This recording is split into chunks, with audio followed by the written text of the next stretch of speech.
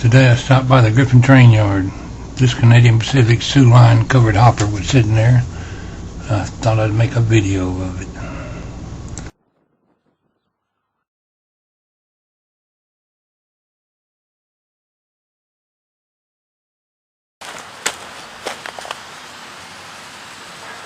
We're looking at a SOO line 119 955.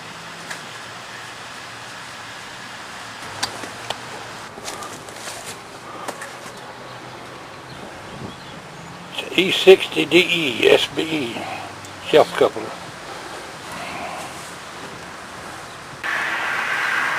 That long cylinder thing right there is an automatic slack adjuster which controls the length of the brake piston over here, so the brakes will be properly adjusted. This car has a standard AB type brake piston. The piston length should be between 7 and 9 inches long. This one here is closer to 10. This car is equipped with a universal brand high-powered heavy-duty Hamburg. I'll operate the uncoupling lever and show you what it does. That's how you open it, by pulling on that handle. Now watch that knuckle on that shelf coupler. If it's functioning properly, it'll open when I lift the lever. There's a thrower inside the coupler to throw it open. If it didn't throw it open, it still would open when you separate from another car, but it's supposed to open when to keep the switch from having to walk in there and pull it open. Okay, this covered hopper has 3 hoppers in it.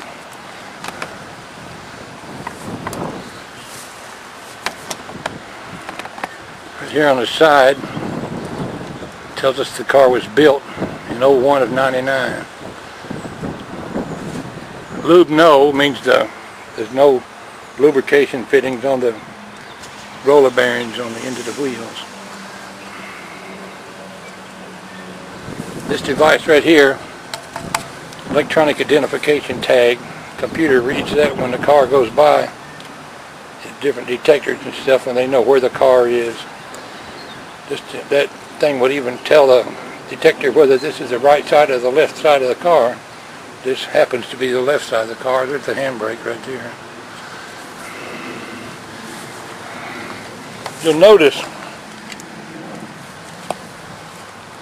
these marks on the side of the car. In fact, that hopper's bent some. That particular hopper holds 1,922 cubic feet. And all these rusty marks on the side of the car, it's where people beat on the car with a hammer when they want to unload it. You hear that solid sound? If this car was empty, it would be hollow like a drum, but it's solid. So we know that car is fully loaded with some product.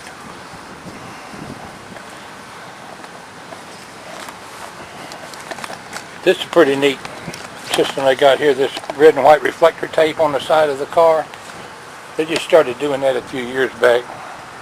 There's been times at night where a car driving down a road after the train has already gone by and not see the train because there's no reflectors on the cars, and people have actually run into the side of a train in the dark going down the tracks.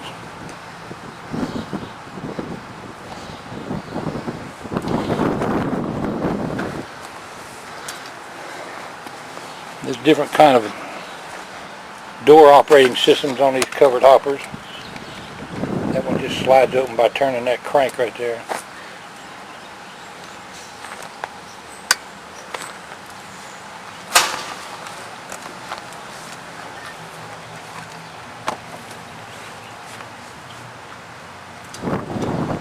Caution hatch must be opened before discharging load.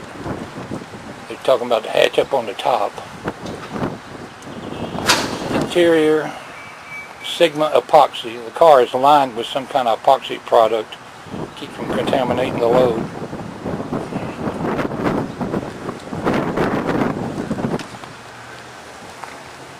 See what else is worthy of mention on this car.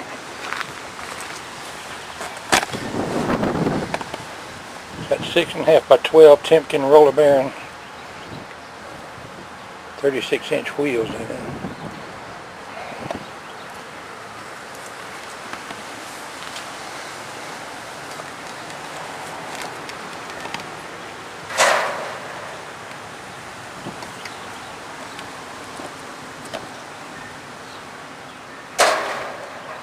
If this car was empty, those truck springs wouldn't be so compressed. They would be riding higher.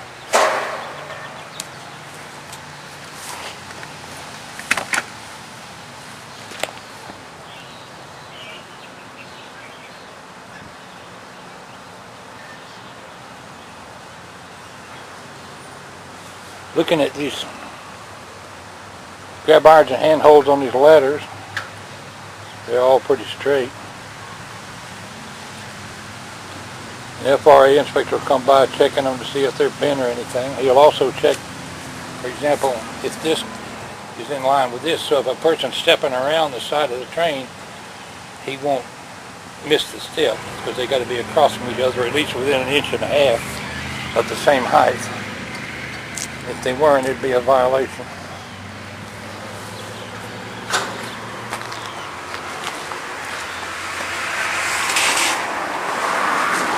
Looking at this coupler,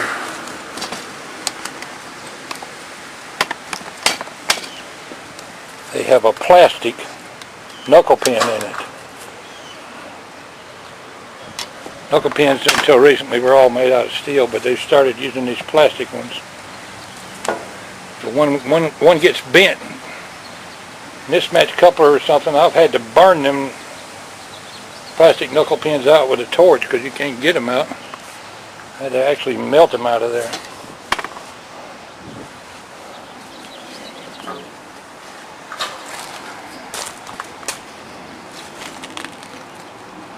I wouldn't rule out the fact that there's a 4 or 5 inch variation between this step and getting onto that crossover board as being a violation. They probably never mention it, but they should be the same height. In other words, this brake platform I think should be the same height as this step. There's less likely to trip over it when he steps up to cross over. Of course, he's got a handhold up there. I'm sure the trainman's going to be holding on pretty tight.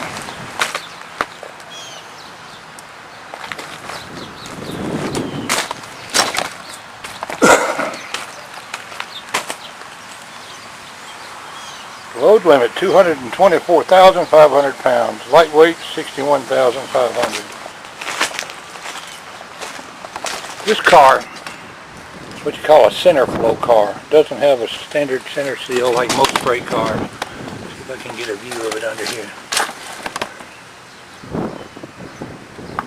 This seal here on the side is really the backbone of the car, running down both sides. So the device on the car called a retainer valve. It's a safety feature for the brakes. That round tank up there is the reservoir. Holds the air for the air brakes. It in turn has pipes that supply the brake valves, which are right there. You have a service portion and an emergency portion. Well, that wasn't much of an inspection, but we got to look at a Canadian Pacific covered hopper.